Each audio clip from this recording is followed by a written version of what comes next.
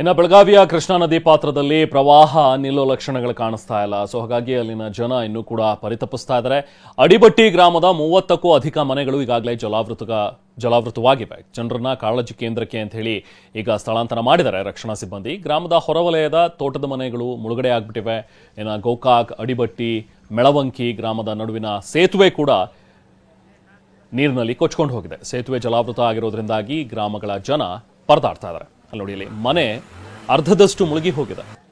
ಈಗ ಈ ಮನೆಯಲ್ಲಿ ಹೇಗಪ್ಪ ಜೀವನ ನಡೆಸೋದು ಅಂತ ಹೇಳಿ ಪಾಪ ಜನ ಪರಿತಪಿಸ್ತಾ ಇದ್ದಾರೆ. ಇವರೆಲ್ಲರೂ ಬೇರೆ ಕಡೆಗೆ ಶಿಫ್ಟ್ ಮಾಡಿದ್ದಾರೆ. ಬಟ್ ಇದೆಲ್ಲ ಮಳೆ ತೆಗೆದ ಮೇಲೆ, ನೀರು ತೆಗೆದ ಮೇಲೆ ಮತ್ತೆ ವಾಪಸ್ ತಮ್ಮ ಮನೆಗಳಿಗೆ ತೆರಳಲೇಬೇಕು. ಆಗ ಈ ಮನೆಗಳ ಪರಿಸ್ಥಿತಿ ಹೇಗಿರುತ್ತೆ? ಇಷ್ಟು ಹೊತ್ತು ನೀರಿನಲ್ಲಿ ಇರುವಂತಹ ಈ ಮನೆಗಳು ಗಟ್ಟಿ ಇರುತ್ತಾ? ಮತ್ತೇನಾದರೂ ಸಮಸ್ಯೆಗಳು ಅದು ಒಳಗಡೆ ಮತ್ತೆ ವಾಪಸ್ ಹೋದಾಗ ಮತ್ತೇನಾದರೂ ಮುರಿದು ಬಿದ್ದರೆ ಮತ್ತೆ ಅನಾಹುತಗಳು. ಸೊ ಹಾಗಾಗಿ ಜನ ಈಗ ಪರಿತಪಿಸ್ತಾ ಇದ್ದಾರೆ. ನೋಡಿ, ಇಲ್ಲಿ ಇನ್ನೊಂದು ಕಡೆ ಕಬ್ಬಿನ ಗದ್ದೆ, ಇದು ಕಬ್ಬಿನ ಗದ್ದೆ ಅಂತೆ. ಬಹುಶಃ ನೀರಿನಲ್ಲಿ ನೋಡಿದ್ರೆ ಇದೆಲ್ಲ ಕಂಪ್ಲೀಟಾಗಿ ಜಲಾವೃತ ಆಗಿರುವಂಥದ್ದು ನೋಡ್ತಾ ಹೋದ್ರೆ ಪಾಪ ಅಲ್ಲಿನ ಜನ ಇದನ್ನ ನೋಡಿ ಕಣ್ಣೀರು ಹಾಕ್ತಾ ಇದ್ದಾರೆ.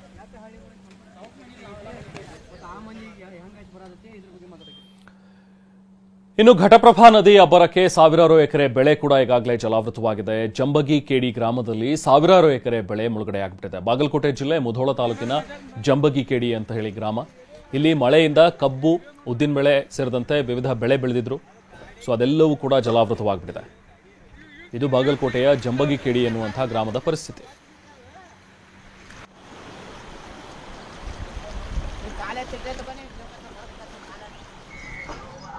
ಬರೀ ಕಬ್ಬಿನ ಗದ್ದೆ, ಉದ್ದಿನ ಬೇಳೆ ಬೆಳೆದಿರುವಂಥದ್ದು, ಸಾವಿರಾರು ಎಕರೆ ಪ್ರದೇಶದಲ್ಲಿ ಬೆಳೆದಿರುವಂತಹ ಬೆಳೆ ನಾಶವಾಗಿರುವಂಥದ್ದು ಮಾತ್ರ ಅಲ್ಲ, ಮನೆಗಳಿಗೂ ಕೂಡ, ಮನೆ ಏರಿಯಾಗಳಿಗೂ ಕೂಡ ನೀರು ನುಗ್ಗಿದೆ. ನೋಡಿ, ಮತ್ತೊಂದು ಭಾಗದಲ್ಲಿ ನೋಡ್ತಾ ಇದ್ದೀವಿ, ಬಾಗಲಕೋಟೆಯ ಜಂಬಗಿ ಕೇಡಿ ಗ್ರಾಮದಲ್ಲಿ ಇರುವಂತಹ ಮನೆಗಳೇನಿದೆಯಲ್ಲ ಅವು ಕೂಡ ಸಂಪೂರ್ಣ ನೀರ್ಮಯವಾಗಿಬಿಟ್ಟಿದೆ. ಇದೇ ನೀರಿನಲ್ಲೇ ಬದುಕು ಸಾಗಿಸಬೇಕಾದಂಥ ಒಂದು ದುಸ್ಥಿತಿ ಪಾಪ ಅಲ್ಲಿನ ಜನರದ್ದು. ಸೊ ಹೀಗೆ ರಾಜ್ಯಾದ್ಯಂತ ಅಬ್ಬರಿಸ್ತಾ ಇರುವಂತಹ ವರುಣ ಬಾಗಲಕೋಟೆಯಲ್ಲೂ ಕೂಡ ಒಂದಷ್ಟು ಸಮಸ್ಯೆಗಳು ಆಗ್ತಾ ಇವೆ. ಬಾಗಲಕೋಟೆಯಲ್ಲಿ ಕ್ಷಣ ಕ್ಷಣಕ್ಕೂ ಘಟಪ್ರಭೆಯ ಅಬ್ಬರ ಜಾಸ್ತಿ ಆಗ್ತಾ ಇದೆ. ಮಿರ್ಜಿ ಗ್ರಾಮದಲ್ಲಿ 70 ಮನೆಗಳು ಸಂಪೂರ್ಣ ಮುಳುಗಡೆ ಆಗ್ಬಿಟ್ಟಿವೆ. ಮನೆಯಲ್ಲಿ 2-3 ಅಡಿಗಳಷ್ಟು ನೀರು ನಿಂತಿದೆ. ಮನೆ ಜಲಾವೃತವಾಗ್ಬಿಟ್ಟಿದೆ. ಸೊ ಹಾಗಾಗಿ ಈಗ ಕಾಳಜಿ ಕೇಂದ್ರಕ್ಕೆ ಜನರನ್ನ ಸ್ಥಳಾಂತರ ಮಾಡಿದ್ದಾರೆ. ನೋಡಿ, ಇದು ಮಿರ್ಜಿ ಗ್ರಾಮ, ಬಾಗಲಕೋಟೆಯ ಮಿರ್ಜಿ ಗ್ರಾಮ ಮುಳುಗಡೆ ಆಗಿರುವಂಥದ್ದು. ಸುಮಾರು 3-4 ಅಡಿಯಷ್ಟು ನೀರು ನಿಂತಿದೆ. ಈಗ ನೋಡಿ, ಅಲ್ಲಿ ನಾವು ಗಮನಿಸಿದ್ರೆ ಕೆಲವರು ಮನೆಗಳನ್ನು ಬಿಟ್ಟು ಈಗಾಗಲೇ ಕಾಳಜಿ ಕೇಂದ್ರಕ್ಕೆ ಹೋಗಿದ್ದಾರೆ. ಇನ್ನು ಕೆಲವೊಂದಷ್ಟು ಜನ ಮನೆಗೆ ಬಿಟ್ಟು ಹೋಗೋಕ್ಕಾಗದೇ ಇರುವಂಥ ಪರಿಸ್ಥಿತಿ, ಅಲ್ಲೇ ಇದ್ದಾರೆ. ಹೇಗೋ ಕಷ್ಟನೋ ಸುಖನೋ ನಾವು ಇಲ್ಲೇ ಇರ್ತೀವಿ ಅಂತ ಹೇಳಿ ಕೆಲವೊಂದಷ್ಟು ಜನ ಇದ್ದಾರೆ. ಬಟ್ ಅಪಾಯ ಯಾವುದೇ ಕ್ಷಣದಲ್ಲಿ ಮತ್ತೆ ಘಟಪ್ರಭೆ ಉಕ್ಕಿ ಹರಿದ್ರೆ, ಮತ್ತಷ್ಟು ನೀರೇನಾದರೂ ನುಗ್ಗಿದ್ರೆ ಗ್ರಾಮವೇ ಸಂಪೂರ್ಣ ತೊಯ್ದು ಹೋಗ್ಬಿಡುತ್ತೆ. ಸೊ ಹಾಗಾಗಿ ಜನರನ್ನ ರಿಕ್ವೆಸ್ಟ್ ಮಾಡ್ತಾ ಇದ್ದಾರೆ, ಯಾರು ಕೂಡ ಇರಬೇಡಿ ಇಲ್ಲಿ, ಆದಷ್ಟು ಬಂದ್ಬಿಡಿ ಕಾಳಜಿ ಕೇಂದ್ರಕ್ಕೆ ಅಂತೇಳಿ ಒಂದಷ್ಟು ಜನರನ್ನ ಈಗಾಗಲೇ ಸ್ಥಳಾಂತರ ಮಾಡಿದ್ದಾರೆ. ಇನ್ನು ಹಾಗೆ ಭಾರಿ ಮಳೆಯಿಂದಾಗಿ ಉಕ್ಕಿ ಹರಿತಾ ಇರುವಂತಹ ಘಟಪ್ರಭಾ ನದಿ ಅವಾಂತರಗಳನ್ನೇ ಸೃಷ್ಟಿ ಮಾಡ್ತಾ ಇದೆ. ಇದು ನೋಡಿ, ವಂಟಗೋಡಿ ಗ್ರಾಮದಲ್ಲಿನ ಪರಿಸ್ಥಿತಿ ಇದು. 10ಕ್ಕೂ ಹೆಚ್ಚು ಮನೆಗಳು ಒಂದ್ ಕಡೆ ಜಲಾವೃತವಾಗಿದ್ರೆ, ಇನ್ನೊಂದು ಕಡೆ ಈ ವಂಟಗೋಡಿಯಲ್ಲಿ ಸರ್ಕಾರಿ ಪ್ರಾಥಮಿಕ ಶಾಲೆಗೂ ಕೂಡ ನೀರು ನುಗ್ಗಿದೆ. ಇದು ದೃಶ್ಯಗಳನ್ನ ನೀವು ನೋಡ್ತಾ ಇರೋದೀಗ ಸರ್ಕಾರಿ ಶಾಲೆ ಆವರಣ ಕೆರೆ ಅಂತಾಗಿ ಪರಿಣಮಿಸಿದೆ. ಈಗ ಸದ್ಯಕ್ಕೆ ಇಲ್ಲೆಲ್ಲ ರಜೆ ಕೊಟ್ಟಿದ್ದಾರೆ. ಯಾವುದೇ ರೀತಿ ಪಾಠ ಪ್ರವಚನಗಳಾಗ್ತಾ ಇಲ್ಲ, ಸದ್ಯಕ್ಕೆ ಕ್ಲೋಸ್ ಇದೆ. ಯಾಕಂದ್ರೆ ಇಷ್ಟು ಮಟ್ಟಿಗೆ ನೀರಿದೆ ಅಂತ ಹೇಳಿದ್ರೆ ಬರೋದಕ್ಕೆ ಸಾಧ್ಯ ಇಲ್ಲ. ಮಕ್ಕಳು ಕೂಡ ಮತ್ತೆ ಮಳೆ ಇದೆ, ಇದೇನಾದರೂ ಜಾಸ್ತಿ ಆದರೆ ಮತ್ತೆ ಅನಾಹುತಗಳಾಗಬಹುದು ಅನ್ನುವಂಥ ಒಂದು ಮುನ್ನೆಚ್ಚರಿಕೆಯಿಂದಾಗಿ. ಸೊ ಭಾರಿ ಮಳೆಯಿಂದಾಗಿ ಆಗ್ತಾ ಇರುವಂತಹ ಸಮಸ್ಯೆಗಳಿದು. ಇನ್ನು ಮತ್ತೊಂದು, ಈ ಕಡೆ ಚಿಕ್ಕೋಡಿ ಭಾಗದಲ್ಲಿ ಪ್ರವಾಹದಿಂದ ಬೀದಿಯಲ್ಲೇ 20 ಕುಟುಂಬಗಳು ಪರದಾಡುವಂತಹ ಪರಿಸ್ಥಿತಿ ಇದೆ. ಅಥಣಿ ತಾಲೂಕಿನ ಹುಲಗಬಾಳಿ ಬಳಿ ಗ್ರಾಮಸ್ಥರು ಸಂಕಷ್ಟವನ್ನು ಅನುಭವಿಸ್ತಾ ಇದ್ದಾರೆ. ಅಥಣಿ ಮಾಂಗವಸ್ತಿ ಗ್ರಾಮದ 20 ಕುಟುಂಬಗಳು ವೇದನೆಯನ್ನು ಅನುಭವಿಸ್ತಾ ಇವೆ.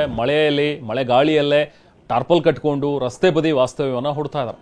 ಮಕ್ಕಳು, ವೃದ್ಧರು, ಜಾನುವಾರು ಕಟ್ಕೊಂಡು ಪಾಪ ಜನ ಅಲ್ಲೇ ವಾಸ ಮಾಡಬೇಕಾದಂಥ ಪರಿಸ್ಥಿತಿ ಇದೆ. ಇಲ್ಲಿ ಶಾಶ್ವತ ಪರಿಹಾರ ಕಲ್ಪಿಸ್ಕೊಡಿ ಅಂತ ಹೇಳಿ ಅಧಿಕಾರಿಗಳನ್ನ ಎಷ್ಟೇ ಕೇಳಿದ್ರು ಕೂಡ ಇದುವರೆಗೂ ಮಾಡಿಲ್ಲ.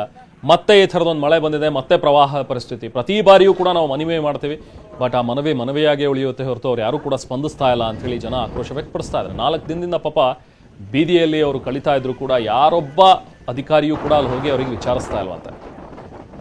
ಅಟ್ಲೀಸ್ಟ್ ಸ್ಥಳೀಯ ಆಡಳಿತ, ಜಿಲ್ಲಾಧಿಕಾರಿಗಳು ಅಥವಾ ಯಾರಾದರೂ ಒಬ್ರು ಬಂದು ನಮ್ಮ ಗೋಳನ್ನು ಕೇಳಿದ್ರೆ ಅಟ್ಲೀಸ್ಟ್ ಒಂಚೂರು ಅನುಕೂಲ ಮಾಡಿಕೊಟ್ರೆ ನಮಗೆ ಒಳ್ಳೇದಾಗುತ್ತೆ ಅಂತ ಹೇಳಿ ಜನ ಪರಿತಪಿಸ್ತಾ ಇದ್ದಾರೆ. ಇನ್ನೊಂದಷ್ಟು ಕಡೆ ಜನ ತಮ್ಮ ಮನೆಗಳನ್ನ ತೊರೆದು ಈಗ ಕಾಳಜಿ ಕೇಂದ್ರಕ್ಕೂ ಕೂಡ ಹೋಗ್ತಾ ಇದ್ದಾರೆ.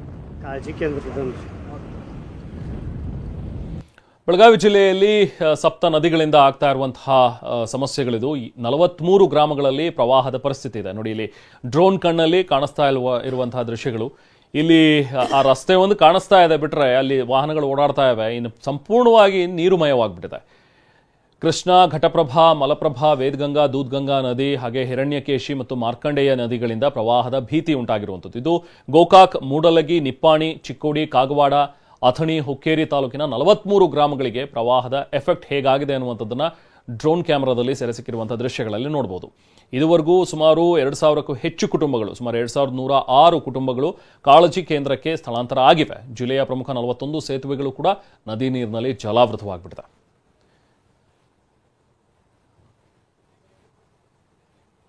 ನಾವ್ ಎಲ್ಲಿ ಹೋಗೋಣ?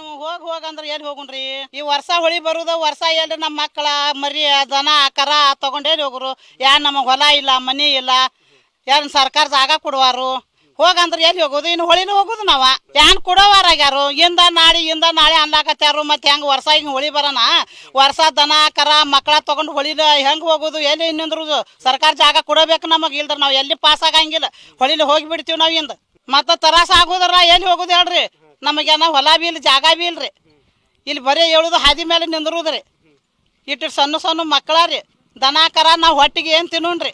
ಹೊಳಿ ಬಂದೈತ್ರಿ ಸರ್, ಹೊಳಿ ದಂಡ್ಯಾಗ ಕೂತಿದೀವ್ರಿ. ನಮ್ಗೆ ಜಾಗ ಇಲ್ರಿ, ತೊಂಬು ಬಡ್ಕೊಂಡ್ ಕೂತಿದೀವ್ರಿ. ನಮ್ಗೆಲ್ಲ ಜಾಗ ಕೊಡ್ರಿ ಅನ್ಕತಕ್ಕ ನಾವ್ ಇಲ್ಲಿ ಹೋಗಂಗಿಲ್ರಿ. ವರ್ಷ ಹಿಂಗ್ ತಂದ್ರಿನ ಐತ್ರಿ, ನಾವ್ ಎಲ್ಲಿ ಹೋಗುದ್ರಿ ಸಾಯ್ರಿ? ಬರ್ತಾರ, ನೋಡ್ತಾರ, ಹೋಗ್ತಾರ್ರಿ, ಕೊಡ್ತಾರತ್ತಾರ್ರಿ. ನೀವ್ ಯಾಕೆ ಕೊಟ್ಟಾಗರ್ಲೇನ್ರಿ? ಇಲ್ಲೊಂದು 30-40-50 ಮನಿ ಅದಾವ್ರಿ ಮಾಂಗ ತೋಟದಾಗ್ರಿ. ಅದ್ ಜಾಗ ಕೊಡ್ತಕ್ಕ ನಾ ಇಲ್ಲಿ ಹೋಗಂಗಿಲ್ರಿ. ನಮ್ ಜಾಗ ಅಟ್ಕೊಳ್ರಿ. ಶಾಶ್ವತ ಪರಿಹಾರ ಬೇಕಾಗೈತ್ರಿ ನಮಗ್ರಿ.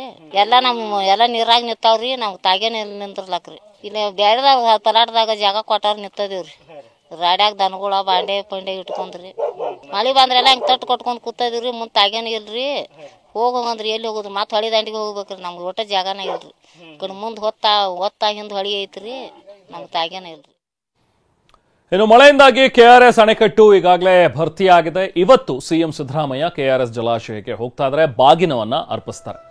ಬಾಗಿನ ಅರ್ಪಣೆ ನಂತರ ಕಾವೇರಿ ಮಾತೆಗೆ ವಿಶೇಷ ಪೂಜೆಯನ್ನು ಕೂಡ ಸಲ್ಲಿಸ್ತಾರೆ. ನಾಲ್ವಡಿ ಕೃಷ್ಣರಾಜ ಒಡೆಯರ್ ಹಾಗೂ ವಿಶ್ವೇಶ್ವರಯ್ಯನವರ ಹೂವಿನ ಭಾವಚಿತ್ರವನ್ನ ಈಗಾಗಲೇ ಅಲ್ಲಿ ನಿರ್ಮಿಸಿದ್ದಾರೆ. ಕಾವೇರಿ ಮಾತೆಯ ಮೂರ್ತಿ ಹಸಿರು ಚಪ್ಪರದಿಂದ ಈಗ ಅಲ್ಲಿ ಕಂಗೊಳಿಸ್ತಾ ಇದೆ. ವಿವಿಧ ಕಲಾ ತಂಡಗಳು ಅಲ್ಲಿ ಪ್ರದರ್ಶನವನ್ನು ಕೂಡ ಸಿಎಂ ಸಿದ್ದರಾಮಯ್ಯರಿಂದ ಕೆಆರ್ಎಸ್ ಜಲಾಶಯಕ್ಕೆ ಬಾಗಿನ ಅರ್ಪಣೆ ಆಗುತ್ತೆ. ಇನ್ನೇನು ಕೆಲವೇ ನಿಮಿಷಗಳಲ್ಲಿ ಬಾಗಿನ ಅರ್ಪಣೆಯನ್ನ ಮಾಡ್ತಾರೆ ಸಿಎಂ ಸಿದ್ದರಾಮಯ್ಯ. ಹಾಗೆ ಡಿಕೆ ಶಿವಕುಮಾರ್ ಕೂಡ ಇವತ್ತು ಸಿಎಂ ಜೊತೆಗಿರ್ತಾರೆ. ವೈದಿಕ ಭಾನುಪ್ರಕಾಶ್ ಶರ್ಮಾ ಅವರ ನೇತೃತ್ವದಲ್ಲಿ ಪೂಜೆ ಕೈಂಕರ್ಯಗಳು ನೆರವೇರುತ್ತೆ.